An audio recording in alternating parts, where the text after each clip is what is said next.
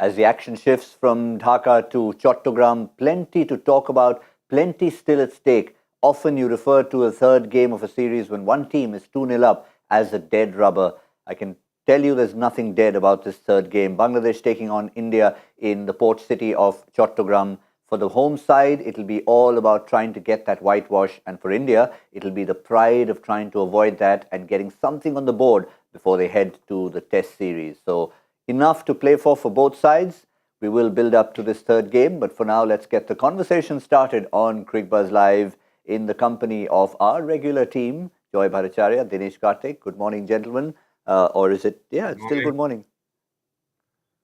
Very much so. I think it's a game that we all are looking forward to because I think as Team India, we're not used to 3-0 whitewashes, and more so the fact that it's a team that we have had in many ways a dominant hand against for some time now, and hence this becomes extremely critical and crucial. And obviously the team has been receiving some flack, so they'll want to obviously do their best and make sure that they get on the scoreline here. And most importantly, like you just said, there are a few players who are going to be playing the test matches as well, so that makes it even more an opportunity for them to get some game time there.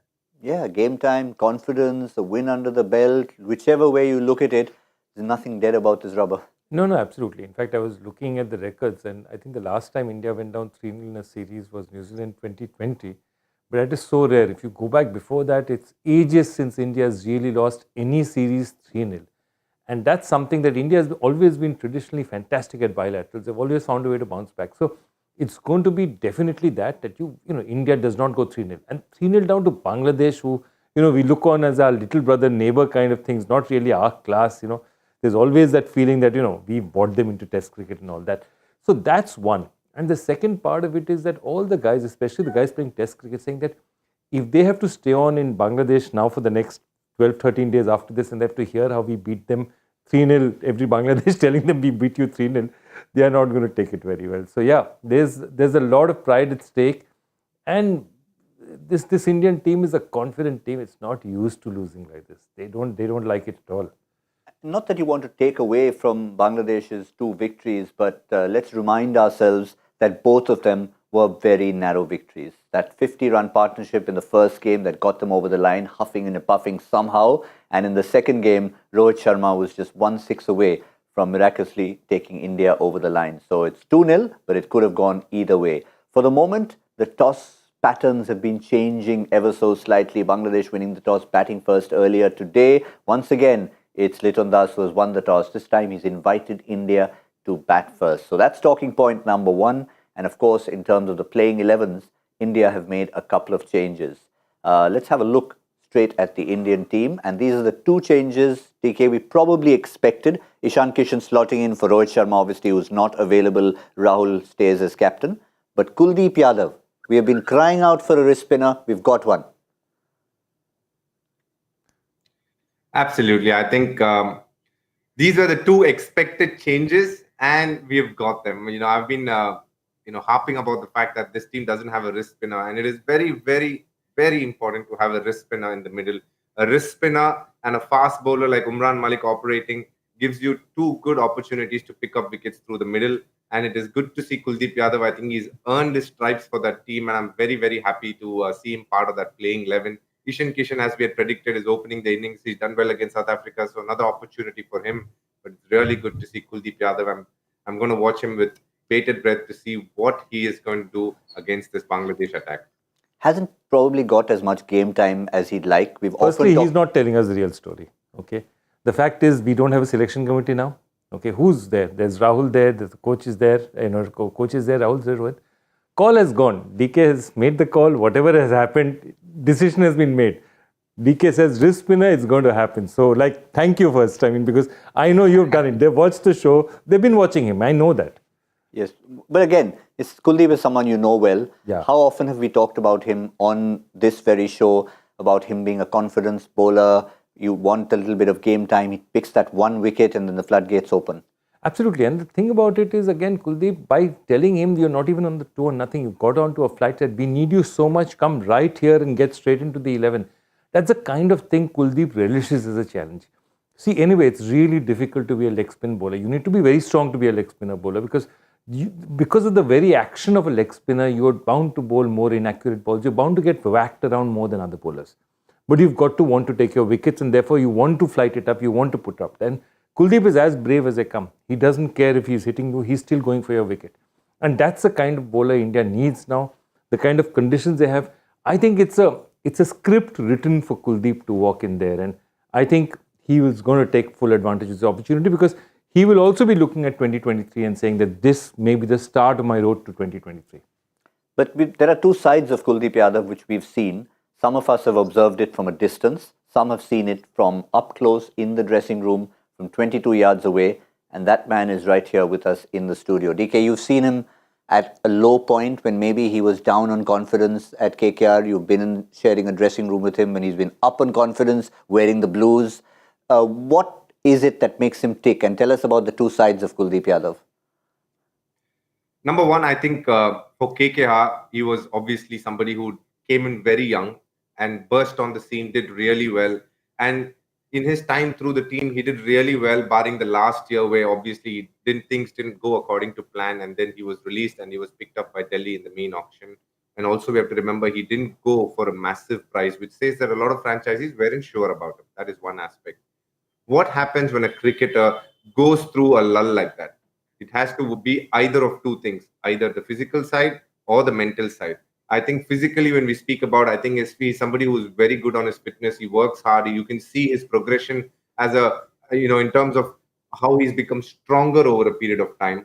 So what does it boil down to? His action and the technical aspect of it. And what has he done? He has straightened his run up from what it was when he was with KKR. That is the major difference. He's gone back to Kanpur, worked with his coach, and realized that he needs to straighten the run up. What happens when you straighten a run up is you get more momentum into the ball, because it's easier to run in a straight line. You get more momentum coming into the crease, and when you land, you can pivot enough to turn the ball at a good speed. And that is what he did this IPL when he became so successful. He really did well in this IPL, and after that, unluckily, he hasn't got too many opportunities, but in the limited opportunities that he got, he did very, very well. And hence, I'm really looking forward to him. I have my hopes pinned on him to play this 2023 World Cup, only because of the way the ball is coming out of his hand. And just like Joy spoke, one of the so-called negatives to say about a wrist spinner is their inaccuracy. A lot of times their length can be up and down, but that is the strength of Kuldeep Yadav, and hence why he is playing Test cricket as well. He is very consistent with his length, and he's got a good wrong one. So this bodes very well for India, and I'm really, and hence, very keen to see how he goes in Bangladesh. When you see a situation like this, and DK has put it so eloquently, and you often look at it and say, is it only an 11-member team? Can cricket be a 14-member team? Because then you'd like to have a Jadeja, you'd like to have a Washington Sundar, and Kuldeep and Yuzvendra Chahal. Now you've got to choose between these four. Yeah, I'll tell you, there's a very, very interesting thing, because what happens, especially with the Indian team, is there is one thing that the team needs. The team needs to win consistently. That's for the fans, for the establishment, for the BCCI. The team needs to win consistently. But players also need to be tried. Because if you don't try players at the right time, you don't give them opportunities, you don't give new players chances to do things, then they are not going to develop. Okay? So all the time, you're always walking that tightrope between saying, we need to give these 2-3 youngsters a chance. If we get them a chance at the right time, it'll happen. Sometimes it happens totally by chance. Like, somebody like a Sidhu walking out and saying that I've got cramps, and Saurav Ganguly going on to bat. Sometimes it happens by chance. If, for example, Sidhu had not gone out then, would Saurav Ganguly have got an opportunity to play for India that day? No, we wouldn't have. So the fact of the matter is, sometimes it happens by chance. But here, India will be looking and saying, yeah, we want to give Kuldeep so many matches. We want to give so-and-so so many matches. We want to try this guy out. They probably want to try Prithvi out also, because he's got that kind of talent. But can I do it and compromise in India? And that's the tightrope that is so difficult to walk for big teams.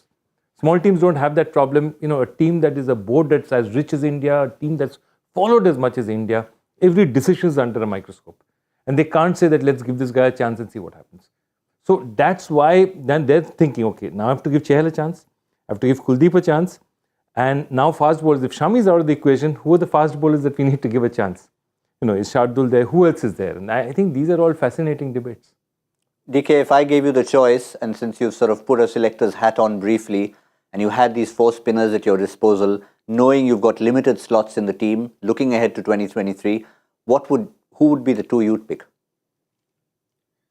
Look, I think we are going to go with 8 batters. That leaves 7 spots for the bowlers, so to say. Out of that, Ravindra Jadeja will definitely be one. He's an all-rounder. He, in many ways, walks into the squad unless he's injured. Now, I have a feeling the way things are, happening right now, it'll be a toss-up between Washington and Akshar Patel, whether they want 2 left-arm spinners or 1 off-spinner. And you get the feeling that Washington is slightly ahead because he's an off-spinner. He's tall. He can bowl in the power play. You need a wrist spinner there. And it will be a toss-up between Chahal and Kuldeep. It will be a real close one. And just like Joy said, as the games we keep playing, things will start unfolding to see how it pans out towards the end. And we'll have 4 medium paces. Probably we'll end up with 2 spinners as well, 2 wrist spinners. So then it could be Chahal and Kuldeep, similar to the 2019 World Cup. So, it's, if you want me to pick right now, I'm very excited for Kuldeep because obviously he's got this opportunity, considering that Chahal's last one-day outing in New Zealand didn't go too well. Kuldeep has an opportunity here. You get the feeling that if he goes well here, he'll obviously be starting in Sri Lanka as well, against Sri Lanka and the ODIs. We have 9 ODIs before the IPL, so those in many ways will determine how things pan out. And post that, we have a little bit of a West Indies series and the Asia Cup before we head into the World Cup. So there are not too many games to talk about, but you get the feeling with the way things are happening that it'll be a toss-up between Kuldeep or Chahal. Chahal, obviously, we know is a master performer, but I'm very, very excited for Kuldeep because I thought he was bowling very special when I saw him last. And, we missed him as the fact that with the way the T20 World Cup squad, in many ways manifested in itself, he didn't find the place, but I'm really excited for him because I think he is bowling probably as well as he ever has. And hence, I'm very excited for him. Well, there's 2 points DK made there. One is, of course, about the choice of the spinners, but he also touched upon the number of ODIs being played. Towards the end of the year, January will start with 2 different series. There will be ODIs in there. Then comes the Asia Cup, a little series against the West Indies. But the big question is there enough ODI cricket, enough number of ODIs as a preparation to 2023? We built up this series as the start of the road to 2023, Joy. If we think back to the gap between 2007, the not very successful campaign, and 2011, we have a look at the number of ODIs played by India. 119 ODIs were played between the 2007 50-over World Cup in the West Indies and the successful campaign in India. After 2019, yes, there was COVID, but it's still a drastically number of reduced ODIs. And look at the T20s instead. No, absolutely. I think that rule was that one time there was a rule that you couldn't play more than 4 or 5 T20 internationals, and that was the format. And they wanted to hold it in check because I think the administrators shrewdly realized that if this comes on, T20 cricket comes on like it has, then ODI will be under threat. So the fact of the matter is that this is what we call the rump format. It's what they call the format in the middle. It's neither a test match which has 5 days for the purists and a lot of ups and downs, nor is it T20 which is the masses, And it's not satisfying either conditioning, but a 50-over World Cup is still special because I believe actually once every 4 years is better for a World Cup than once every 2 years, because once every 2 years it just comes along too fast for you to want to savor it and say, okay, this is special in the player's career. And therefore the 50-over World Cup, I don't think bilateral ODIs are that much watched as they used to be, but they're more watched now only as a prep to the 50-over World Cup. And I think India is doing its best to try and improve that situation. Their scheduling has actually been really good. They put on a lot of T20s before the T20 World Cup. They're putting on as many ODIs as they can cram in. And the only reason India can do it is because the Indian board can turn around and say, we'll play ODIs because we want to, not T20s. And the other teams will say, we need India, we'll agree. That's the fact of the matter is we are playing far more ODIs than any other team can because we can afford to make those requests knowing that teams will agree to them. So we are doing our best. But is it enough? Is it less enough? That's a very difficult question. I believe that 4 years is a long time. So if we can play 10, 12, 15 ODIs, which we are playing in that period, I'm okay with that. DK, you briefly made the point and you were suggesting that yes, there are a few series coming up, but for you, is it enough? Would you have liked a few more before the actual World Cup? Look, I think, first of all, this question when you ask is so, and you turn around to any player and ask him, do you think there is enough cricket? He's going to turn around and say, just have a look at how January is going to pan out. It's a match every second day, literally. So I get where Rahul Dravid is coming from when he says that we have obviously prioritized T20 and now we're going to prioritize ODIs and obviously Test cricket because they have a shot at the World Test Championship final. So you can see that it'll be a very diluted squad for the T20s that they play against Sri Lanka and New Zealand, but a full strength squad for the ODIs because that's what they're preparing for, the 2023 World Cup that's going to happen in October. And we have 9 ODIs before the IPL starts, and at least another 10 more, I hope, before they hit the World Cup, which will happen. So 20 matches is a fair time to obviously build a team. Is it ideal? No, but all teams have gone through that. You've taken only India as a stat, but you take any other country and see the number of ODIs they've played is diminished considerably to what it was in the previous cycle, and hence the big question looms: where does this format stand? Is 2023 going to be the most relevant and most, in many ways, is it going to become extinct after the 2023 World Cup? Because where do we stand with this? It's neither here nor there. You don't have the power packed action that happens in 20 overs, nor the ups and downs, the ebbs and flows that happen in a test match. And that is the problem right now with T20 cricket. We have come to a stage where boards are preferring that they either play 2020s or the test matches. The ODIs is just thrown in as a formality. There is no substance behind it, which used to happen before. I think this is something that most boards were fearing.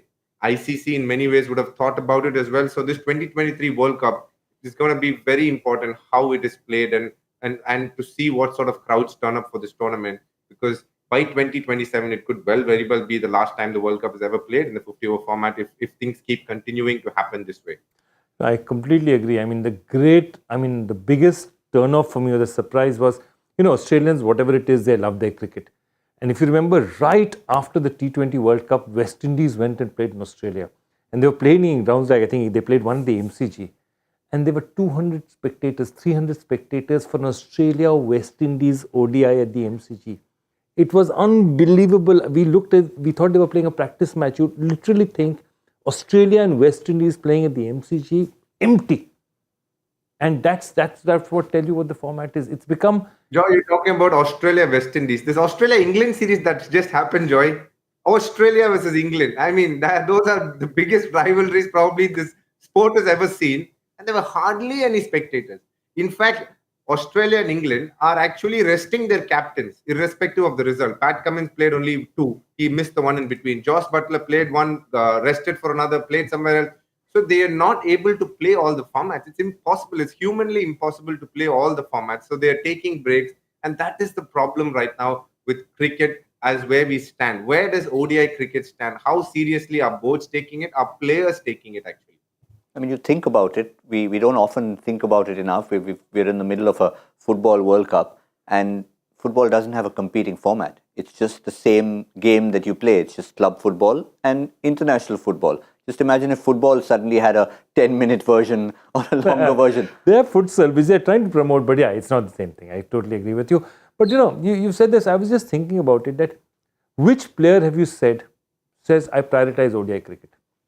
There are now cricket players who are saying, I want to play test. Shikhar Dhawan won. Yeah. There's only player, because, I mean, he reckons that that's his best chance of playing for India. But nobody else. You see so many cricketers now turning around and saying, either I don't want to play red ball cricket anymore, or I'm not even going to play, I'm retiring from ODI cricket. So many cricketers have made that decision. And they've made it because there are no 50-over leagues. They're all T20 leagues. Well, this is arguably one of the best cricketers on the planet right now as we speak. Ben Stokes is retired from ODI cricket. 6 months before the World Cup, he said, thank you, I'm done. I can't play all the formats. My body can't take it anymore. That's a rather jarring one, to have one of the best all-rounders in the game say that he's not able to play all 3 formats. And it's probably a format that, unlike a few others, would be well suited to his game. But this is one of those discussions we can have for a long, long time, and we will continue to have it as we build up to 2023. For now, let's continue our build up to 2022 and today's game. It's the third ODI in Chattogram. We've talked about the Indian 11. The question for Bangladesh is, will Taskin Ahmed be fit enough to lead that bowling attack? And the answer is yes, he will be, and he is. 2 changes that Bangladesh have made. As you can see in the bowling department, they had brought in the left-arm spinner, Nasoom. Nasoom goes out, Taskin comes in, and Yasir Ali, who they bank a lot on in that lower middle order, comes in there to bolster their batting, and I feel that they needed a bit of that joy. Yeah, who's Yasir Ali coming for? That's what I'm trying to figure out. He's coming for Shanto. No, Shanto, definitely. He's coming for Shanto. No, I mean, Tuscan coming in is a no-brainer, absolutely. He's an absolute no-brainer. He's an absolute star. And again, I think this is a very important match to Bangladesh. It's much more important than you think. Because they think if we put it 3-0 across, it will be huge and it will be a psychological advantage going into the test matches. If India wins this one, they won't have that edge because they'll say, okay, you win 2 easy ones, you just beat us in one and we beat you well in the last. So this is really important. And obviously, look, I'm a bit surprised that they've moved Shanto around because he was doing okay for them. I just feel that they also want to give Yasir Ali an opportunity and see where he goes with them. I was in Bangladesh a few years ago, DK, and you almost saw the transition when you see who it is who's endorsing their local beverage brands, shall we say, and you were only used to seeing a Shakib Al Hasan and a Mashrafi Mortaza there, and we were driving down the streets and we saw this giant cutout of Taskin Ahmed, and it just sort of reflected the fact that he's come on in leaps and bounds. Absolutely. I think he was their best bowler in World Cup and he created quite a ripple. He was a hard one to face with the new ball. They used him well as well. They realized that probably back end is not his strength. So they used him in the first 8 overs. He bowled all his 4 overs and he was really good. He was picking up wickets. He was very efficient with the new ball, gets the ball to come back in, troubles the right-handers and bowled a good spell against India too and the other teams that he played against. So he was their pick of their bowlers. And the Bangladesh 11 is a statement in itself. We were discussing how seriously are they going to take it. I think this 11 is a statement in itself to say we are here to win and make it 3-0. It's very simple.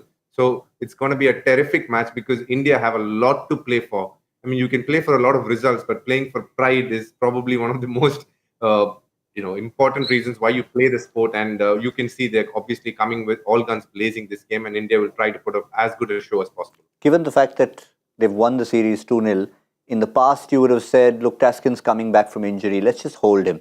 Let's just hang on and let him stay fit for later. But they've put him straight in, send the message. Foot in the throat. I mean, again, we are now coming to a Bangladesh team who's capable of, prepared to put the foot in the throat and said, we are in control now. We are not going to give it up. Also, from whatever reports we're hearing, the pitch has it's got a bit of green on it. Somebody like a Taskin Ahmed. And Taskin Ahmed is a big one for them because Mustafizur was a great bowler in 2016. But he was not regarded as an express bowler. He was not regarded as an intimidator. And Taskin Ahmed, if you look at it, is really the first proper intimidator that they've got in a long, long time. Somebody who actually, really comes on fast. So I think they want that attacking bowler in. And I think with a bit of tinge of grass in the pitch, no Rohit there, they'll fancy their chances up front. They also know the numbers, the reason why Liton Das has opted to chase first. Of course, you don't want India, the chase masters, to chase, but you also have a look at the numbers. 16 out of 23 games at Chattogram have been won by the side chasing. So I think, DK, those numbers also suggest that it's a ground that obviously leans towards the side batting second rather. Yes, I think so. There is a bit of view that comes around when you bowl in the second innings as well. So that would have played a big part as well.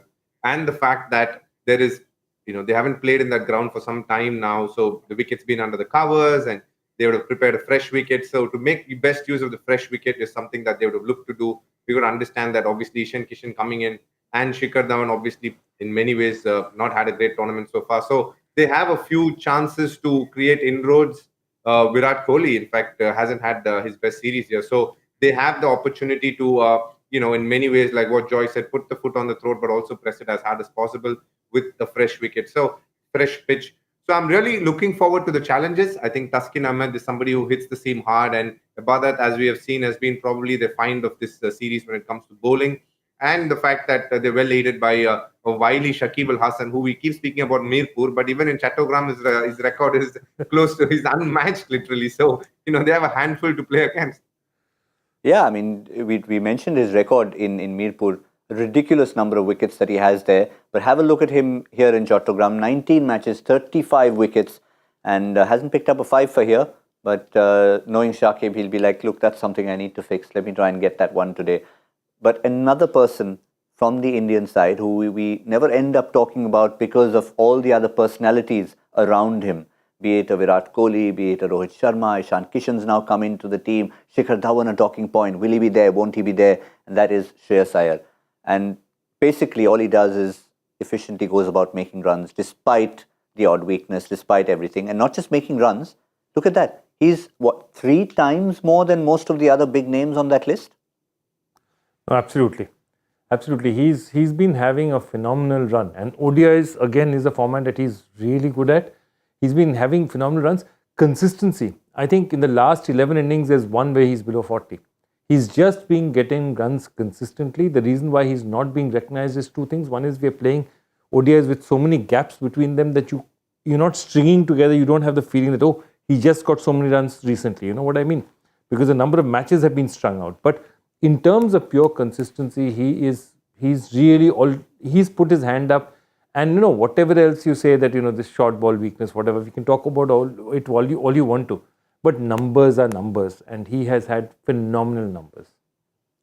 And a very interesting comparison, which I must confess, when I was looking at the numbers, I was taken aback by. At the same stage in their careers, you normally have the Sachins and Virat Kohlis who are ahead of everyone. But at the 35 ODI mark, have a look at Shreyas Iyer versus Virat Kohli. I was surprised by this one. Shreyas Iyer, at times I feel bad because he's discussed so much. Why? Only because he gets out to the short ball. People are okay if you get out nicking, I guess. People are okay if you're getting LBW, but it's just a short ball. I don't know why the obsession with short ball. I couldn't care less how he gets his runs, but he's getting runs at a fair clip and most of the times helping India win. And it's not like he's just playing in India. He's played in South Africa away. He's played in New Zealand away. He's played everywhere. So I don't think we should get too obsessed with how he gets out. I think we should be very wary and very, in many ways creative and look at him and say, what is he doing when he does well? Joy spoke a beautiful point about Saurav Ganguly saying that on the day he gets going, he should be a match winner. And that's what Shreyas Iyer is. It's a head and shoulders above anybody who's played, quietly gone about making his runs, and he's made it count a lot. So, I have a lot of time for him as a batsman. He is a strong contender, deserves to be part of that squad. He's missed out on a few World Cup squads, but this one, I genuinely wish he makes it because he deserves it. He's been high quality. They've thrown challenges at him, various teams, some tough questions, but he's answered them all just with the bat and making it count when it matters most. But just like last time, I would love for him to get those 120s and 130s not out because he's very capable of it. And that's what he's done for Mumbai. Every time they won a championship, be it a Vijay Hazare or a Ranji Trophy, he has been at the epicenter of it. And that's what I like about him. Yeah, that step up. I know we spoke about it in the last game, but with India batting first today, again, it's an opportunity. Yes, you're not chasing, you don't have that asterisk at the end to take the team home, but you could still have it to bat through the innings depending on when he comes in. And they'll need him because, as we've been seeing, Virat Kohli has not had a great series to start with. He's not had a great series to start with. Ishan Kishan is coming early. Shikhar is still feeling his way around. This is not the confident Shikhar at the top of his game. This is a Shikhar who's saying that, okay, I'm always under pressure. Everyone's looking at him. So if you look at that, and KL Rahul is, he's captain, but it's really that first match he's done well, but this is not the most confident Indian batting side that you see. I mean, if you look at it that way, Shreyas Iyer is the one person who's been turning up consistently. Maybe Washington Sundar's been giving them a bit with the bat. They need Shreyas to really perform today. And I think Shreyas is important. They need something from Virat Kohli. And I mean, I know Virat Kohli is a chase master, but Virat Kohli, the batsman leading from the front also, I think this is 2-0 down. Virat is a very proud man. It's not something he's used to. And remember, he's had a glittering career both as a batsman and as a captain. So this is something he'd say, guys, we are not going to allow this to happen to us. Yeah, and we know individually and as a team, when you've got a double hurt, I mean, you can imagine, yes, Virat Kohli's own dismissal early in that innings. Had India got over the line, maybe it would have hurt a little less. But watch out for him because he's been hurt by the result. He's been hurt by his own dismissal. For the moment, all of you who get hurt by the fact that you can't answer Joy's tougher questions, here's your chance to make up for it. It's an easy one though, this one. Oh, that's a disappointment. It's an easy one. How fast can they get it? Okay, identify the next 2 names on this list. Hazare, Gavaskar, Dravid, Kohli. Just 2 more names for India on that list. Is this an exhaustive list? Exhaustive. For India, it's exhaustive. All right. So there's a total of 6 people on the list. We've given you 4. 2 more names to pick out. You've been given the 4. #CricBuzz Live. Get your answers back to us.